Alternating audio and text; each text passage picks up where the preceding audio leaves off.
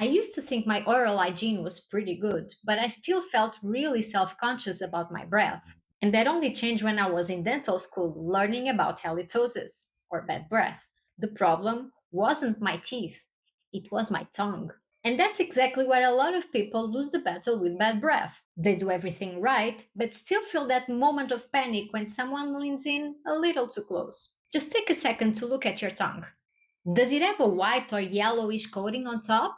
That's a layer packed with odor causing bacteria, constantly building up. And the worst part is, if bacteria are sitting on your tongue, they won't stay there. They'll spread to every corner of your mouth, keeping that bad breath cycle going no matter how often you brush. So, if you ever wondered why your breath still doesn't feel fresh even after a full routine, this is why. What can you do about it? A simple fix that most people miss: clean your tongue. You don't need any fancy equipment, just your toothbrush is enough. It's the way I do it, and it works like a charm. Of course, you can use a tongue scraper, but you don't need to buy one to start today. Here's how you do it. After brushing your teeth, rinse your toothbrush and stick out your tongue. Press it down against your chin, then sweep from back to front with steady pressure, just like you're sweeping the floor. If you have a strong gag reflex, start at the tip and gradually move further back with each pass. Go as far back as you comfortably can. That's where most of the odor causing bacteria sit. Do it 15 to 20 times or until you see the coating disappear. This takes about 15 seconds, and I always do it in the morning. You'll notice your breath stays fresh for hours, not just minutes after brushing, and food will even taste better. It's a real game changer. But if bad breath is something you're constantly dealing with, this alone won't be enough, because there's a second hidden source of odor bacteria, and it's a big one: the spaces between your teeth. And I know what you're thinking: another dentist telling me to floss. Everyone hates flossing, right? But hear me out. No matter how well you brush, there are spaces between your teeth your toothbrush simply can't reach. And if you think it's just food that gets stuck there, think again. I also used to think flossing was only about removing food from between the teeth, but I was completely wrong. That's just a side benefit. The real purpose of flossing is to remove plaque, the buildup of bacteria that multiply and form colonies between your teeth. And this is one of the main causes of bad breath. If you don't believe me, try this simple test. Floss one or two teeth.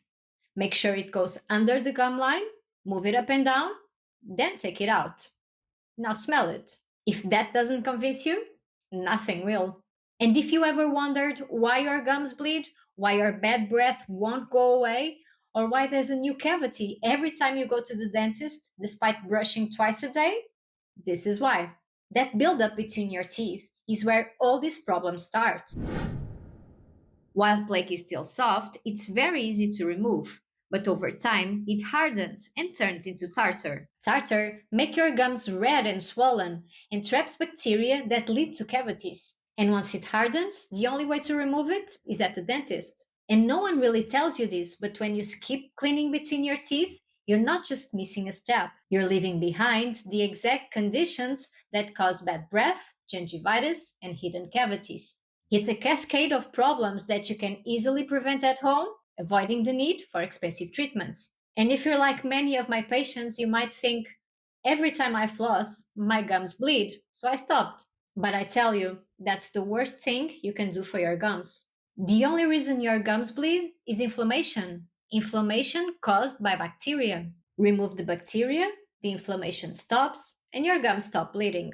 Simple as that. And how do you remove that bacteria? Brushing and cleaning between your teeth. So the reason you're avoiding flossing is actually the exact reason why you should be doing it. And the areas that bleed, those are the ones that need more cleaning. You can floss if your teeth are tight together or use an interdental brush for wider spaces. What matters is that you clean between every tooth at least once a day, preferably at night before brushing. Here's how you do it.